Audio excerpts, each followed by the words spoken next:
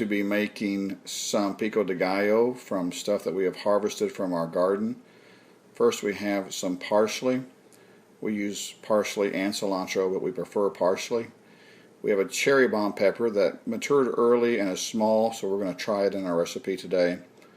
We have a jalapeno, garden salsa peppers, a lemon and a lime. We may not use both, we'll use them to taste.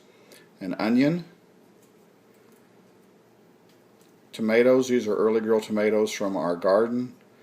We're going to garnish this with nasturtiums just to make it look pretty. And we also have some hot and spicy oregano, I think it's also known as Mexican oregano, that we're going to try in our recipe today. We'll probably add it afterwards to see if it makes a difference in the taste of the Pico de Gallo. And then of course we have salt and pepper to taste. Okay, we're ready to put our Pico de Gallo together. First we're going to start with our tomatoes. That was 2 tomatoes. Next we're going to put our onion. This was just a yellow onion that we picked up at the grocery store. We're going to put about half an onion. Next we have our peppers. We have the garden salsa peppers, which are kind of a sweet with a touch of heat. Then we have the cherry bomb, which in our experience has been very hot. This one wasn't.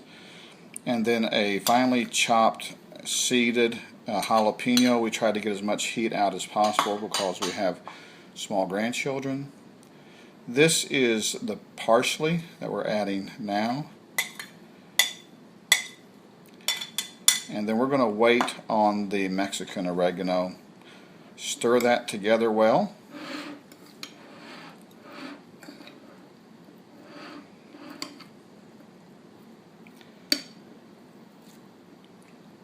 After we get it mixed together, we're going to put in the juice of a lime. We'll just look at it and see whether we're going to put the whole or a half a lime.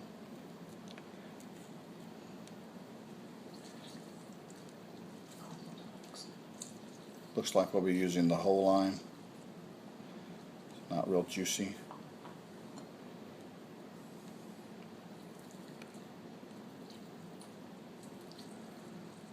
Doesn't that look pretty? One of the best things in the world is fresh Pico de Gallo. Then we're going to salt and pepper, and then we'll taste it and see what we think and maybe adjust it accordingly. And there you have it, fresh Pico de Gallo from the garden. What a refreshing treat for a July afternoon.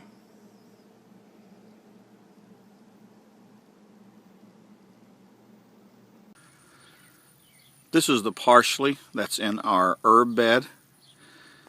Off to the side there, through the parsley leaves, you can see the Mexican oregano.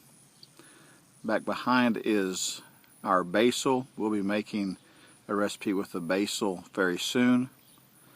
And then we have some rosemary, some lemon balm, which is trying to take over the herb bed, some regular oregano, some chives, and if you look in behind the chives, you can see that we have some thyme.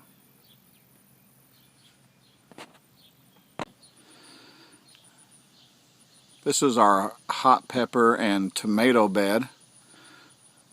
There is the cherry bomb plant that we used in the recipe. The jalapeno came from these plants over here. You can see we got a good looking celebrity plant, and the early girl that we used for our recipe is there along the fence.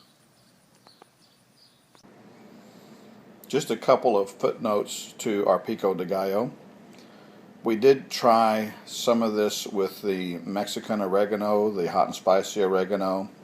We took some of this, the Pico de Gallo, and separated it out and tried it that way. We did not care for it at all, so live and learn. We won't try that again. Also, I think most people realize, but maybe not everybody knows, the nasturtiums that we've garnished this with are edible, and they are quite delicious. And so there you have it. Fresh Pico de Gallo from the garden. Thank you. So we're serving our Pico de Gallo with some chicken ole that my daughter made, some Mexican corn and rice and chips, and also we have some sour cream. Mmm.